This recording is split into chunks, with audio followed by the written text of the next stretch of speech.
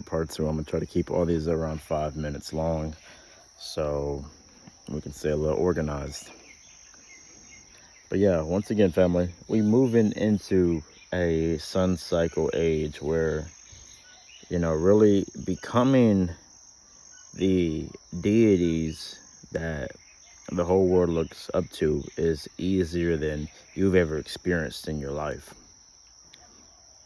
You're here to literally take all these archetypes, or if you're like myself and my family, we call those ancestors, and let those ancestors explode in our DNA and let them come more alive and online through the faculties of our neuromelanin, right?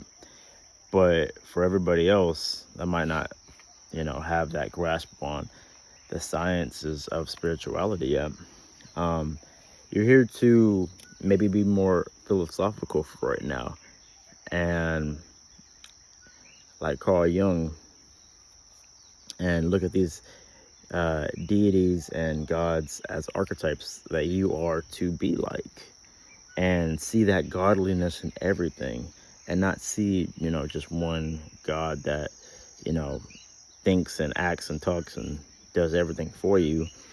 You know what I mean? Once you ask him, for some fortune and fame, but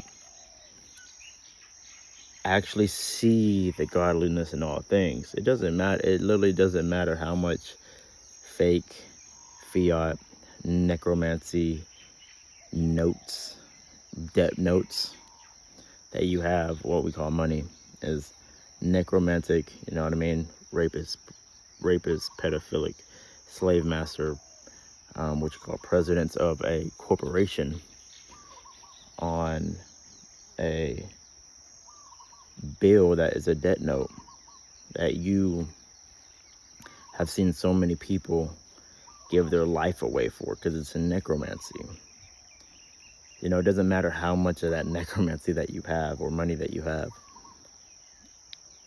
If you are seeing the godliness in all things, and you are witnessing the godliness in all things, you are in a heavenly abode, where earth money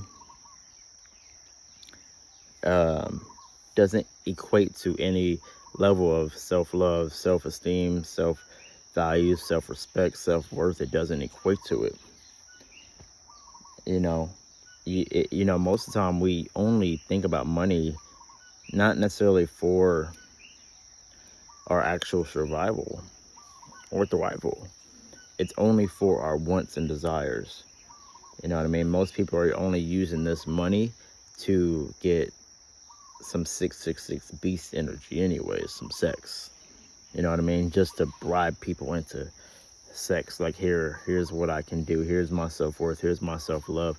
Look how much necromancy notes I can get. You know what I mean? Now you should offer me, you know what I mean, some of your life force energy, because I'm getting this life force energy from these necromancy notes.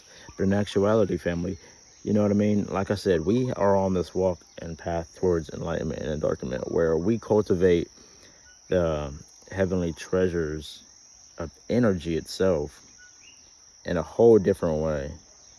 I'm on this, beautiful farm on this island, and there's a whole bunch of,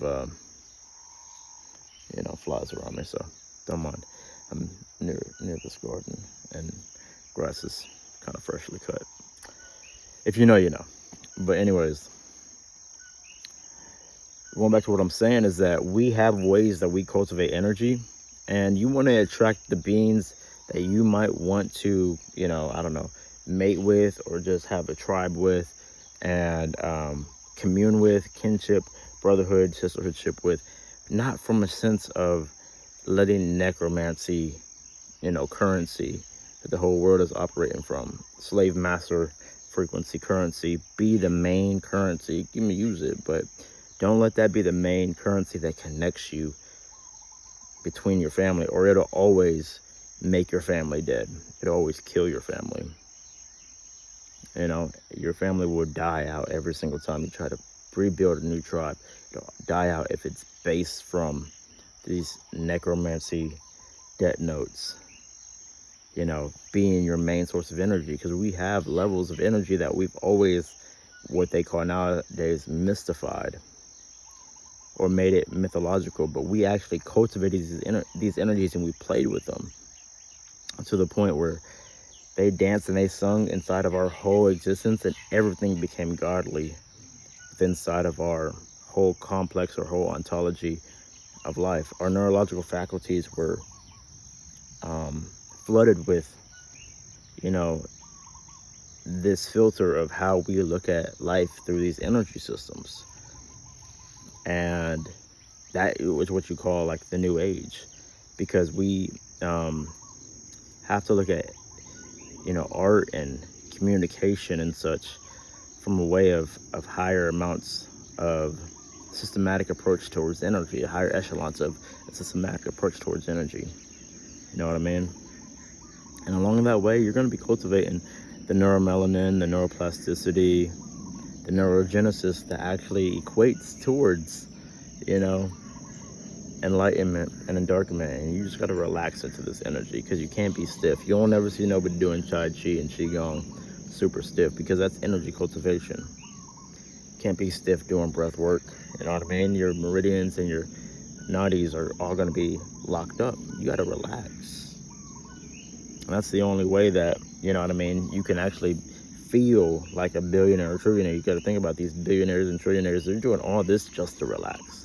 But if you go towards the relaxation first, you actually bypass all the struggling and all the corruptness that money has even got them to the point where hopefully they can relax.